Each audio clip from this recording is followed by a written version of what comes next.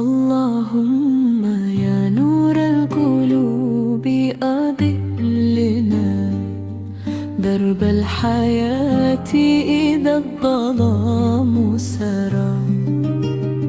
يا ربنا يا واسع الغفران نرجو رضاك إذا الزمان جفا.